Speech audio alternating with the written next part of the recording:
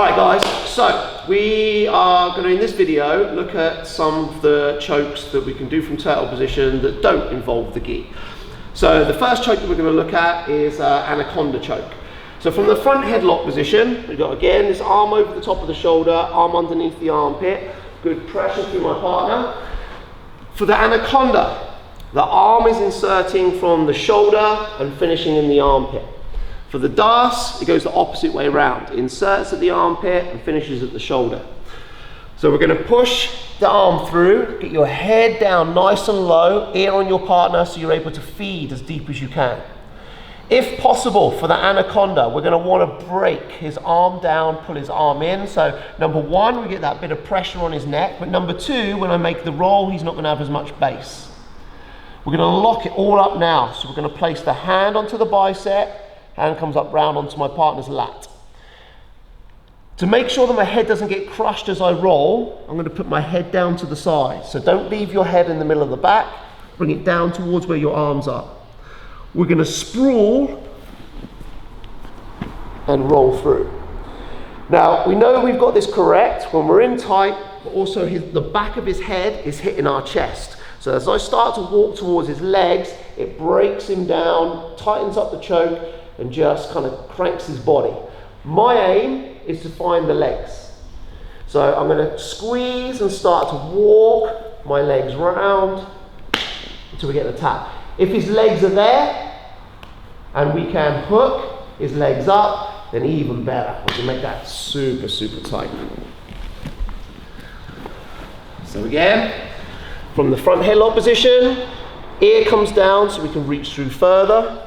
Break his arm in, lock to our own bicep, hand comes up as far onto the lat as possible, head comes down towards your arms, sprawl, roll through, then keep everything nice and tight. We're going to squeeze and we're going to walk our legs towards my partner's legs for the finish. All right, 1, 2, 3. Okay, so for the second choke that we're going to do, we're going to have a look at the Darce choke. So as we've already mentioned before, the Darce choke goes the opposite way. So instead of having my arm from shoulder to armpit, my arm's going to go from armpit to shoulder. But finishing the Darce from this position is a little bit more difficult and puts in a risk. If I want to drop down into the Darce, I'm putting myself to the bottom position. My more favoured way to do this is to take the arm through and we're going to get like this necktie position on my partner. I'm going to squeeze in, break my partner down until he collapses to the floor. Move myself around to this 90-degree angle. Ear comes down to my partner's lat so I can shoot the arm through as deep as possible. I want to break down his head as much as I can. So we're going to use the tricep. Pull in on my partner's head, onto the bicep, onto the lat, and then we're going to, my preferred way is to sprawl. So I'm going to sprawl through his arm and I'm going to look to retract my right arm out. So this arm, like I would just be pulling my arm free, but obviously the arm doesn't come free because it's locked in. So we sprawl and then pull the right arm out for the finish. So again, I'm going to spin round, arm inserts, ear comes nice and close so we can reach through, connect the hands, break my partner down to the floor. Move yourself around, ear comes into my partner's lat, shoot through, break my partner's head in, lock to the bicep, hand comes to the lat, and then we sprawl, right arm comes out for the finish. 1, 2, 3.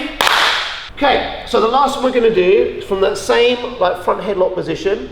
So for the Anaconda, we take the arm from the shoulder to the armpit. For the Darce, we go from the armpit to the shoulder. The last one is going to be a Peruvian necktie. We're going to just stay nice and central with this grip. So the hands are going to stay around the neck. We're just going to over the top of the hand, and we're going to pull in nice and tight on the neck. So we're going to step up with the same side foot that's going over the top of the shoulder, and we're looking to put our hamstring just across the crown of the head. As we sit ourselves down into the position, The other leg is either gonna go over the top of the back, or if you can't get your leg up that high, you're gonna go over the top of the leg down here. This is gonna stop my partner from being able to roll or jump up over the top. When I'm ready, I'm gonna fall down to this left hip, pull with my arms, and I'm gonna kick with the leg that's on the head for the finish. So again, my arms are through in the same position as the first two chokes. Just make a connection on your hand, nice and tight to the neck. When we're ready, we're gonna step up. We're gonna aim for the hamstring to hit the crown of the head. Sit yourself down, leg comes over the top of the back, fall to the hip, pull, and finish for the Peruvian necktie. So one more time, lock it in, step up, sit down, finish. All right, guys. 1, 2, 3.